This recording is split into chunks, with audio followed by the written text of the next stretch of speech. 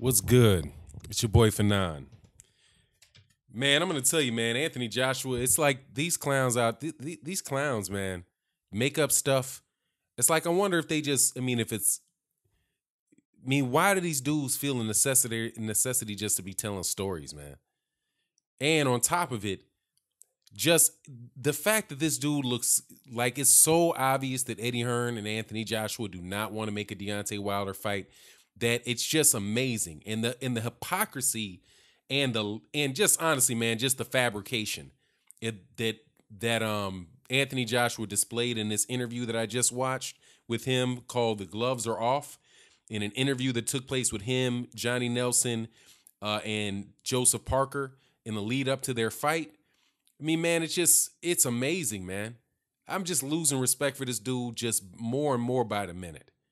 And shout out to It's Me, J100, that, sent me the link and hit me up on this. And I'm telling you, man, it's bananas. Now, I'm going to talk about this in a live stream later today. So please subscribe and hit the bell icon. That way you'll know when when the live stream actually happens, because I don't schedule them out at a regular time. Do them pretty much daily, but I don't put them at a regular time. So the best way to know about the live stream when we do it is for you to have the bell icon. We have very mature conversations that are wide-ranging subjects in boxing. Pretty much whatever you want to talk about, we got mature and knowledgeable boxing fans in there to have that discussion. Now, let me go to what this dude said and set it up for you and show you just how ridiculous Anthony Joshua is. And this whole scenario is.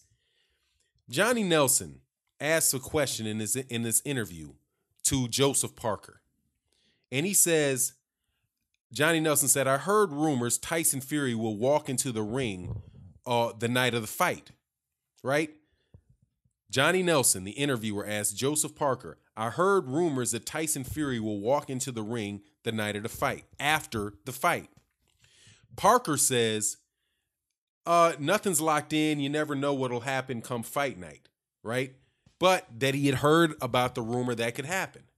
So Johnny Nelson then turns to Anthony Joshua and says, does that make a difference to you? Referring to Tyson Fury coming into the ring. And Anthony Joshua says, no. Or no, was specifically his answer. No, I'll punch him out of the ring as well. So, just to be clear, Johnny Nelson asks Joseph Parker if he heard rumors that Tyson Fury is going to go into the ring after the fight. Joseph Parker says, yeah, he confirms that he's heard it, but nothing's locked in for sure, and you never know what'll happen come fight night. So I don't know if Tyson Fury is going to walk in the ring or not. Then Nelson specifically asked Anthony Joshua, if he has a problem with Tyson Fury walking into the ring. And he says no. So, rewind a week ago, where this hypocrite was asked about Deontay Wilder getting in the ring with him. And what does he say? He says there's no contract signed. I let Vladimir Klitschko in the ring because there was a contract signed for the fight. And if there's no contract signed for the fight, then why would I let him in the ring? There's no reason. I don't just want to hype the fight. But when it's Tyson Fury, there's no need for a contract.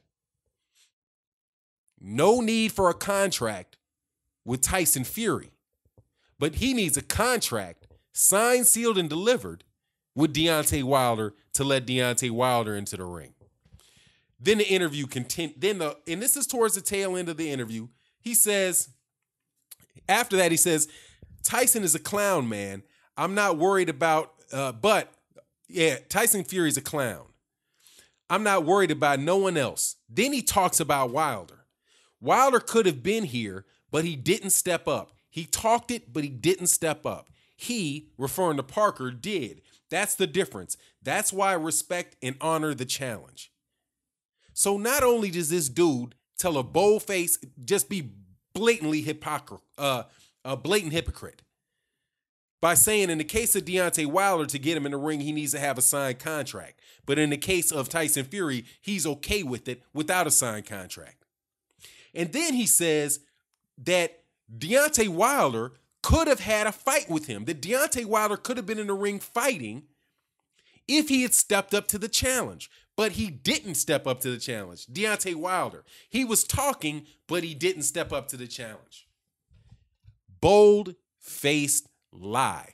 And you should have, in the look on Johnny Nelson's face and Anthony Joshua looking at Johnny Nelson, what he said it is, all right, you gonna let me off the hook on this?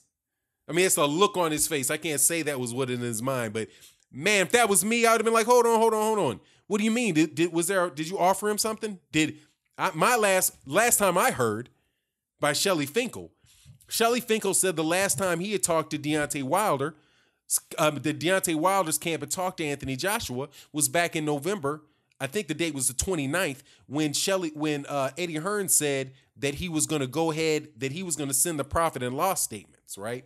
But he didn't send the profit and loss statements. They never heard from him again. And Eddie Hearn went on to proceed to say that he couldn't negotiate with Shelly Finkel because Shelly Finkel, who he called Shelly Winkle, didn't work fast enough. That he was an old school manager and he needs to deal with a manager that he could speak to quickly, right? Now, also, my man from the UK, and by the way, it's me, J5 100 is from the UK. And this dude, along with many other UK people that come on the channel, are saying that they're disgusted by the way that Eddie Hearn and Anthony Joshua are conducting themselves.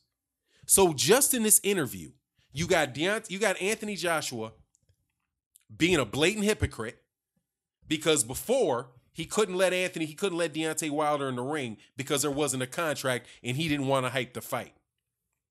But now it's okay if Tyson Fury gets in the ring, even though there's no contract and Tyson Fury hasn't even announced his next date to come back. But, he'll punch Tyson Fury out of the ring because Tyson Fury's a clown. And then Anthony Joshua puts the blame on Deontay Wilder for the reason that Deontay Wilder's not fighting him now, essentially claiming that Deontay Wilder didn't step up to the plate. What plate, Anthony Joshua? Your team didn't call him back. Anthony Joshua said that he wouldn't be ready for the fight until 2019. What a crock of crap coming out of the mouth of Anthony Joshua. And like I said in other videos, that's what the plan is. There is no step up to the plate to Anthony Joshua because they have no plan whatsoever of fighting Deontay Wilder anytime soon. Some people said that they don't think the fight will happen to 2019. I don't know. 2019 seems to me like that's 2 fights away. And that's only 4 on his plan. I did a video where the day after, and see, this is funny because you have people come to the channel, right, that say, I put up an interview where 5 days after the fight between Deontay Wilder and between Anthony Joshua and Vladimir Klitschko. 5 days afterwards, Eddie Hearn says that they have an 8-fight plan. They've got the next 4 years planned out for Anthony Joshua. And the plan for Deontay Wilder was to fight Dillian Whyte for the WBC belt.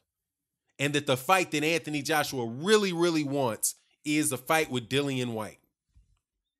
They talked about a Tyson Fury fight, and I think that they originally said that they thought that would be reasonable for April of this year. That's next month. So we know that's not happening. But it's not happening for the reasons because Tyson Fury wasn't back. So obviously they want to have the Tyson Fury fight. A lot of people want to have the Tyson Fury fight, and I bet they would love to have that Tyson Fury fight as soon as possible, seeing as the dude just was weighing 500 pounds, 3 months ago and ain't been in the ring in 3 years. But that's beside the point. That's the plan that he had. So when these people got on my page and said something about how ridiculous I was because I had played an interview that was 10 months old when he talked about this plan. However, Eddie Hearn just repeated it after that when he just repeated it. I think that was a Derek Chisora fight, but after a fight, Derek Chisora was approached by Joe Joyce and David Haye. Joe Joyce and David Haye start having a conversation with Derek Chisora, who's represented by Eddie Hearn. And Derek Chisora says to David Haye, look, I'll fight your guy Joe Joyce. If I lose to your boy Joe Joyce, all you got to do is pay me $1. But if I beat Joe Joyce, David Haye, then you give me your entire purse for the Tony Bellew fight. And they go back and forth about it, right? But as the camera pans off, just so you UK people know, I watch your stuff now. I watch your stuff. He walks off. Derek Chisora walks off to a radio interview. And the cameraman follows him. And then they walk up on Eddie Hearn and the manager for Derek Chisora. And they ask, hey, did you see what just went on? And Eddie Hearn says, yeah. See, Derek Chisora, if David Haye wants to make, he said, Derek Chisora just owned the Haymaker. And here's the thing, because we got a manager right here. And I'm going to speak like I'm Eddie Hearn. This is Derek Chisora's manager, and Derek Chisora he's a prize fighter. So if you got the money, they'll make the fight. If you have the money, he'll make the fight. It's not like, and here's the relevant part. It's not like Derek Chisora, like we're trying to build a brand. It's not like we're trying to take over America. If you make an offer, if David Haye makes an offer for Derek Chisora, then that fight can happen because it's about the money for that fight. And he specifically compares that to a situation that's different, where they're trying to build a brand and take over America. Now, who could they be talking about? Who is this brand they're trying to build? Who's this plan? And he said, it's not like we have a plan where we're trying to build a brand and we're trying to take over America. Derek Chisora is just a prize fighter. So if you offer him money, he'll take the fight. He'll fight whoever. Well, what could you mean? How do you invert that? Invert that logic. Number one, who's he referring to? Clearly, he's referring to Anthony Joshua. That's the only brand. That's the only brand that they're trying to build, that they're trying to take over America. So if there is enough money, they won't take the fight because they're thinking a long-term plan. Like I said before, and that was over this weekend. This comment that just came out from Anthony Joshua with this bold-faced lie that Wilder could have been here, but he didn't step up. He talked it, but he didn't step up. Step up and do what, Anthony Joshua? Step up and do what? You just said he can't get in the ring because there's not a contract signed, but you allow Tyson Fury to step up. That's because Tyson Fury's in the plan, and Deontay Wilder's not in the plan. Now, there's been channels that talked about fear, right, and said, because I say that when you tell somebody, and you're going to freeze them out, by the way. We forgot the freeze out comment. If you don't get realistic in your demands, what demands, Anthony Joshua? What demands? There's not been any formal negotiations. There hasn't been any formal negotiations. So what demands and realistic demands can you be talking about? This dude is a clown, man. He can fight in the ring. I'm not denying that. And I've always said that I don't know who's going to win in a fight between Anthony Joshua and Deontay Wilder. The way that Anthony Joshua is acting is making me think that it'll be Deontay Wilder. Because there's certain reasons why this dude would be acting like that. You won't let a guy in the ring to look at you. Oh, I get it. Now I understand. You don't want him in the ring because you're already what you're going to let, because you're negotiating for Tyson Fury to get in the ring. And you don't want Tyson Fury and Deontay Wilder to get in the ring. Is that it? You want to face off with a guy that is nowhere near in fighting condition and ready to fight you, who he ain't been in the ring for 3 years and for almost 3 years and doesn't have any active, is not the current holder of any belts. You want him in the ring so you can face off with him. You don't want to face off with the WBC belt. And that's when they talked about unification. That was also in the unification, right? Oh, I could be unifying with Deontay Wilder if he had stepped up to the plate. But, Joseph Parker he was more realistic in what he wanted. And he was more, isn't he getting 65-35 now? Isn't that the quote unquote split, 65-35? That's 5% off. That's what, 60-40? That's 5% off from 60-40 if you use those type of measurements. But let's just be real about it. What it is it's Eddie Hearn and Anthony Joshua trying to milk it. Trying to milk it. And even in the fight, he said in the same interview, he says, I can't afford to lose right now. I can't afford to lose right now. I've got so many people relying on me. I've got so many people who I support and are looking up for me, and I can't let them down. Joseph Parker says the same thing to him. Look, I know, I feel the same way. I got a lot of people that I'm supporting, a lot of people that are relying upon me, a lot of people who have faith in me, and I don't want to let my people down either. But then you take that that's where I'm saying the fear is. For the people who think that it's ridiculous to assume that Anthony Joshua could be afraid, it's not ridiculous. It's what he's afraid, and he can be afraid of multiple things at the same time. Could he be afraid of losing? Yes. Absolutely he could be. Could he be afraid of getting knocked out? Yes. And he can be afraid of losing and being afraid of being knocked out at the same time. And he can be afraid of letting his fans down. And he can be afraid of not making his executing his 8-year plan that he's agreed upon and has been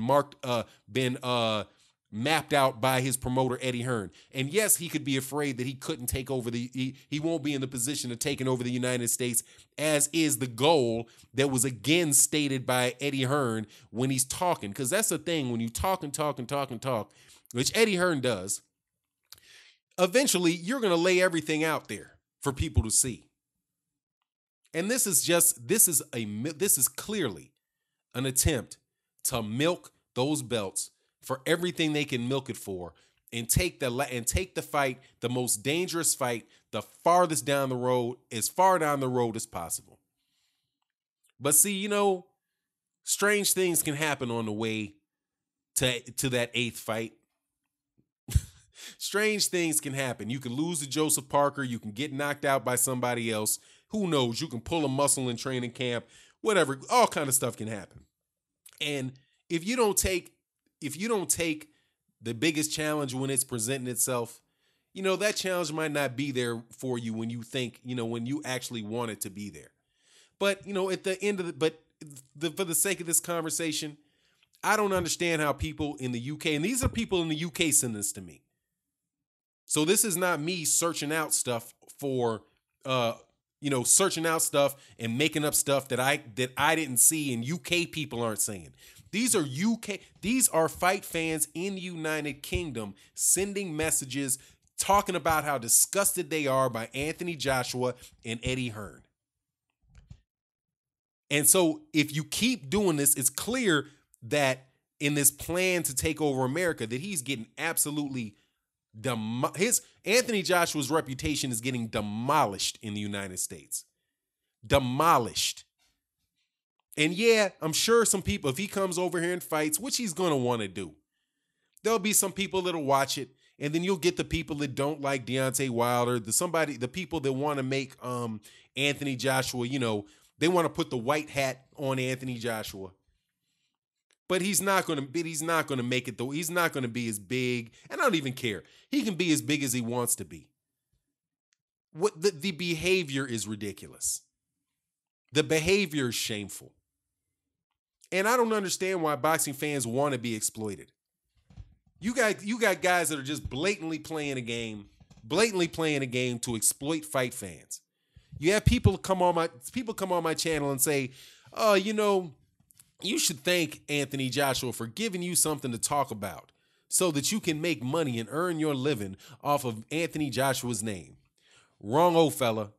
This is not my main source of income. But even if it was, fight fans are the ones that watch these videos, not Anthony Joshua. Anthony Joshua is the subject of the video. And if there wasn't Anthony Joshua, there would be Errol Spence. If it wasn't Anthony Joshua, there'd be Deontay Wilder. Fight fans are the ones that pay Anthony Joshua. Fight fans are the ones that are being manipulated. Fight fans are the ones that have to pay for the pay-per-view. Of the 100,000 people that show up to watch him in Wembley Stadium or whatever number that is, those are all fight fans supporting him. He's not supporting fight fans. And you shouldn't just sign off on ridiculous, hypocritical exploitation of boxing fans. And with that, I'm out. Peace.